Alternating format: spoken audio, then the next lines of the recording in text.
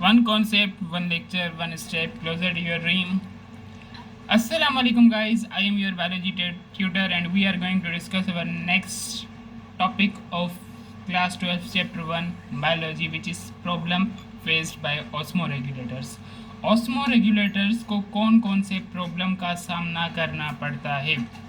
अच्छा कि जैसा कि ऑस्मो रेगुलेटर्स में शामिल होते हैं fresh water animals, marine water animals और terrestrial animals. So first of all we are going to debate on fresh water animals.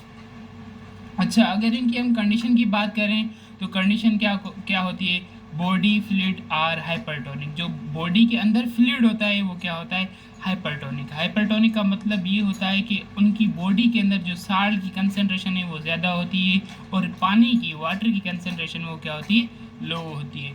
और एक्सटर्नल इन्वायरमेंट की कंडीशन क्या होती है? External environment is hypotonic. जो एक्सटर्नल इन्वायरमेंट होता है वो क्या होता है? हाइपोटोनिक. इसका मतलब कि साल्ट वहाँ पे कम होते हैं और पानी की कंसनट्रेशन ज़्यादा होती है. तो पानी क्या चाहेगा कि वो बॉडी के अंदर जाए. तो प्रॉब्लम्स जो है उन्हें प्रॉब्लम्स क्या होगी? Water continuously enter in the body by osmosis. पानी कंटिन्यूअली उनकी बॉडी के अंदर जाता जाएगा. किस प्रोसेस के ज़रिए? ऑस्मोसिस के ज़रिए. बेसिकली ऑस्मोसिस एक ऐसा प्रोसेस है जिसमें वाटर मॉलिक्यूल्स मूव करते हैं हायर कंसंट्रेशन से लोअर कंसंट्रेशन. अगर उनकी बॉडी में पानी की कंसंट्रेशन ज़्यादा हो जाएगी तो उनकी बॉडी क्या हो जाएगी? टर्जिड. ये जो ना उनकी होम्योस्टैटिक कंडीशन मेंटेन नहीं रहेगी. Salt are lost from body. और जो साल्ट हैं, मिनरल्स हैं, वो क्या होंगे? बॉडी से लूज़ होते रहेंगे, रिमूव होते रहेंगे. जो है ना फ्रेश वाटर एनिमल इसे हरगिज़ बर्दाश्त ना कर सकेंगे. तो इसे ख़ुद को बचाने के लिए उन्हें कुछ ना कुछ एडप्टेशंस करनी पड़ती हैं. उन्हें कुछ ना कुछ इन प्रॉब्लम्स का सल्यूशन निकालना पड़ता है. तो एडप्टेशंस या सल्यूशंस वो क्या करते हैं? Kidney produce a large amount of dilute urine to remove extra water. यहाँ पे किडनी का बहुत ही अहम रोल होता है फ्रेश वाटर एनिमल्स में साल्ट्स, मिनरल्स वगैरह को कंजर्व रखने का, पानी को एक महदूद लिमिट तक कांस्टेंट रखने का. तो वो क्या करती हैं? प्रोड्यूस करती हैं लार्ज अमाउंट में डाइल्यूट यूरिन प्रोड्यूस करते हैं. डाइल्यूट यूरिन एक ऐसा यूरिन होता है जिसमें वाटर की कंसंट्रेशन ज़्यादा होती है, साल्ट हो गए, मिनरल्स हो गए, वो बहुत ही कम होते हैं. तो इसके ज़रिए जो एक्स्ट्रा वाटर है हमारा वो क्या हो जाता है? रिमूव हो जाता है. तो और इसके अंदर एक नेचर ने और भी खूबी रखी है, और भी जो है ना करेक्टरिस्टिक्स रखे हैं. वो क्या है? स्पेशलाइज सेल्ड इन गिल्स. जो फिशेज़ होती हैं ज़्यादातर, जो हमारी ये फ्रेश वाटर एनिमल्स होते हैं उनमें ज़्यादातर फ़िशेज़ आ जाती हैं और दूसरे भी एनिमल्स हैं. लेकिन अगर हम स्पेशली बात करें फ़िशेज़ के बारे में तो उनके गिल्स में क्या होते हैं? एक स्पेशलाइज सेल होते हैं जिसे हम आयोनोसाइट्स कहते हैं. Actively absorbed sodium ion, calcium ion and chlorine ion and calcium ion from water. तो वो क्या करते हैं? जो गिल्स में मौजूद होते हैं आयोनोसाइट सेल्स, वो क्या करते हैं? एक्टिवली एब्जॉर्ब करते रहते हैं सोडियम को, क्लोरीन आयन को और कैल्शियम आयन को पानी से. Kidney reabsorb salt back into the blood. और उसके बाद किडनी क्या करेगी? उन साल्ट को रीअब्जॉर्ब करेगी और वापस भेजेगी उन्हें ब्लड में. तो इसी तरह ये जो फ्रेश वाटर एनिमल हैं इसी तरह अपनी बॉडी के जो इन्वायरमेंट है इसी तरह वो मेंटेन करते रहते हैं by the help of different processes, by the help of different organs, different cells which nature give them. So our next topic is marine water animals. Marine water animals. तो marine water वो जानवर जो salty पानी में रहते हैं, साल्टिश पानी में रहते हैं, जहाँ पे साल्ट की कंसंट्रेशन क्या होती है? ज़्यादा होती है. तो इनकी कंडीशन क्या होगी? Sea water is hypertonic. Sea water क्या होगा? हाइपरटोनिक होगा. उनमें जो है ना साल्ट्स, मिनरल्स, आयंस की कंसंट्रेशन क्या होगी? ज़्यादा होगी. Fishes body fluid have less salt than सी.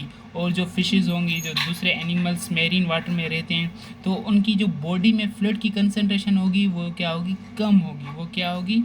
बहुत ही कम होगी एज़ कम्पेयर टू सी. तो उन्हें प्रॉब्लम क्या होगा, water leave body by osmosis, पानी क्या होगा उनकी बॉडी से लीव होता रहेगा by osmosis. Excess salt enter in the body, जो ज़्यादातर साल्ट हैं वो क्या करेंगे, एंटर होते रहेंगे बॉडी में। तो ये इसे भी महफूज रखने के लिए ये भी कुछ ना कुछ क्या करेंगे, एडाप्टेशंस करेंगे। एडाप्टेशंस करेंगे तो इंटरनल इन्वायरमेंट को मेंटेन रखेंगे, तभी तो ये ज़्यादा अरसे तक जो अल्लाह ताला ने इन्हें अपनी एक ज़िंदगी का स्पेल दिया है उस स्पेल तक पहुंच सकेंगे, उस तरह सरवाइव कर सकेंगे। तो उनकी कुछ एडाप्टेशंस होती हैं। एडाप्टेशंस, तो मेरीन वाटर एनिमल्स एडाप्टेशंस कौन सी करेंगे, तो उन्हें ज़रूरत होती है एक्स्ट्रा अमाउंट ऑफ वाटर की, क्योंकि उनकी बॉडी क्या होती है, हाइपरटोनिक होती है। हाइपरटोनिक एक ऐसी कंडीशन है जिसमें साल्ट की कंसंट्रेशन ज़्यादा होती है, जिसमें मिनरल्स की कंसंट्रेशन ज़्यादा होती है। तो वो क्या करेंगे, fish drink large amount of sea water, तो फिशेस क्या करेंगी, large amount of sea water पिएंगी, पानी पिएंगी। तो ज़्यादातर पानी, ज़्यादा अमाउंट में पानी क्यों पी रहे हैं, क्योंकि उन्हें पानी की ज़्यादा ज़रूरत है, लेकिन उसमें क्या है, एक्स्ट्रा अमाउंट में साल्ट्स हैं, एक्स्ट्रा अमाउंट में मिनरल्स हैं, जो उसकी बॉडी के लिए बहुत ख़तरे का सबब बन सकते हैं। तो फ्रेश वाटर एनिमल्स में गिल्स क्या कर रही थी, वो एब्जॉर्व कर रही थी सोडियम, पोटेशियम, क्लोरीन आयंस को। तो यहाँ पे गिल्स का क्या फंक्शन होता है, gills remove excess salt from blood. तो गिल्स क्या करती हैं, एक्सेस साल्ट को रिमूव करती हैं ब्लड से। यही डिफरेंस है मेरीन वाटर एनिमल्स में और फ्रेश वाटर एनिमल में गिल्स के बिहाफ पर। और नेचर ने एक इनमें और खूबियाँ रखी हैं कि वो कैसे पानी को ज़्यादा एब्जॉर्व कर सकती हैं और साल्ट वगैरह, मिनरल्स वगैरह को कैसे एक्सक्रिएट कर सकती हैं। इनके पास होते हैं रेक्टल ग्लैंड्स। रेक्टल ग्लैंड्स ये कहाँ पर मौजूद होते हैं, हमारे जो लार्ज इंटेस्टाइन एक ऑर्गन है, जो डाइजेस्टिव ऑर्गन है, उसका आखिरी पार्ट होता है, आखिरी हिस्सा होता है, आखिरी कंपोनेंट होता है, जिसे हम रेक्टम कहते हैं। तो उसी रेक्टम के पास रेक्टल ग्लैंड्स होते हैं। तो वहाँ पे जो है ना वो बहुत ही एफिशिएंट होते हैं मेरीन वाटर एनिमल में, जो साल्ट सीक्रेटिंग ग्लैंड्स है, and kidney help excrete extra salt. तो ये रेक्टल ग्लैंड्स और किडनी मिल के एक दूसरे की मदद करके एक्स्ट्रा साल्ट को क्या करते हैं, रिमूव करते हैं हमारे मेरीन वाटर एनिमल से। और kidney produce a small amount of urine, kidney क्या करेगी, प्रोड्यूस करेगी स्मॉल अमाउंट में यूरिन, पर यूरिन वो कौन सा होगा, वो कंसनट्रेटेड होगा। कंसनट्रेटेड कैसे, वो यूरिन होगा जिसमें साल्ट, मिनरल्स, आयंस की कंसनट्रेशन ज़्यादा होगी, लेकिन उसमें पानी क्या होगा, कम होगा, टू कंजर्व वाटर, वाटर को महफूज रखने के लिए। तो इसी तरह जो हमारे मेरीन वाटर एनिमल हैं वो पानी को महफूज रखते हैं, क्योंकि उन्हें पानी की ज़रूरत होती है, क्योंकि उनका एक्सटर्नल इन्वायरमेंट जो होता है वो क्या होता है, ज़्यादा हाइपरटोनिक होता है। Then our next part is terrestrial land animal. जो ज़मीन पे जानवर रहते हैं वो कैसे अपने होम्योस्टैटिक या ऑस्मो रेगुलेशन कंडीशन को कैसे मेंटेन रखते हैं। तो बेसिकली अगर हम टेरेस्ट्रियल लैंड एनिमल्स की बात करें तो उनकी कंडीशन क्या होती है, very due to change in temperature. उनकी जो टेम्परेचर होता है वो चेंज रहता है, तो इसीलिए जो उनकी कंडीशन होती है वो वेराई करती रहती है, वो चेंज होती रहती है। तो उन्हें प्रॉब्लम्स क्या होते हैं, water is loss through sweating, breathing and excretion. तो पानी क्या होता है, लूज होता है पसीने आने से, सांस लेने से या एक्सक्रिएशन करने से।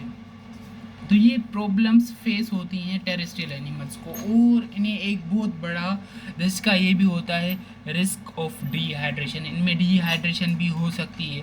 अगर कोई पर्सन, कोई बंदा कंटिन्यूसली वर्क करता रहता है, वो पानी नहीं पी रहा, अगर कोई बंदा सफ़र पे जा रहा है, उसके पास पानी नहीं है और उसे पसीना भी आ रहा है, तो उसमें क्या होता है, रिस्क ऑफ डिहाइड्रेशन होती है। डिहाइड्रेशन का मतलब क्या होता है, पानी हमारी बॉडी से कंटिन्यूसली रिमूव होता रहता है, जिसकी वजह से हमें ख़तरा हो सकता है मरने का।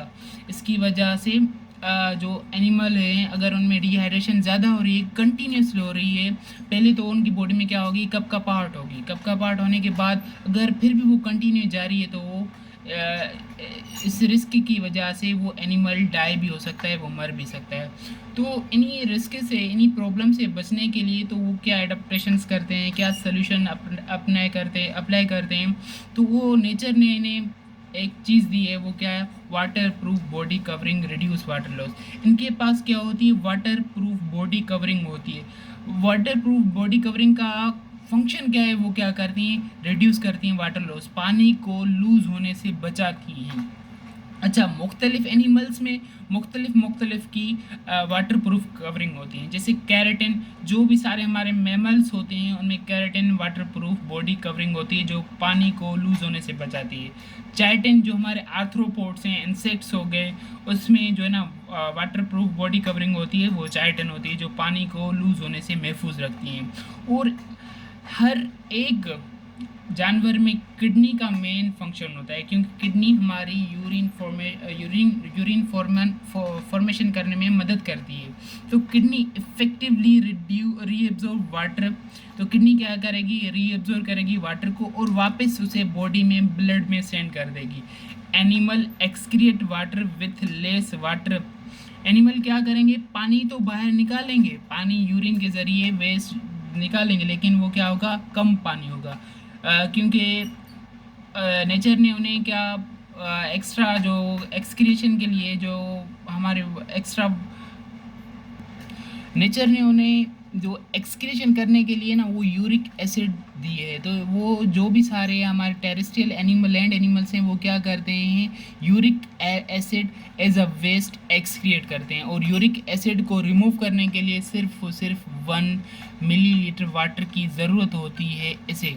तो इसी तरीके से जो एनिमल्स हैं, जो टेरेस्ट्रियल एनिमल हैं, उन्हें एक्सक्रीशन करने के लिए बहुत ही कम पानी की ज़रूरत होती है, क्योंकि उनके लिए पानी बहुत ही ज़रूरी है। और अगर मैं एक वाइटल MCQs अगर मैं आपको बता दूं तो वो ये होगा, the major cause of water loss is terrestrial system. जो मेजर काज होता है टेरेस्ट्रियल लैंड, जो मेजर काज होता है वाटर लॉस का टेरेस्ट्रियल एनिमल में, वो क्या होता है, ट्रेकियल सिस्टम। उनके पास क्या होता है, जो भी सारे टेरेस्ट्रियल लैंड एनिमल हैं उनमें क्या होता है, ट्रेकियल सिस्टम होता है। तो इसीलिए उनके जो है ना ज़्यादातर पानी लूज़ होने का ख़तरा होता है।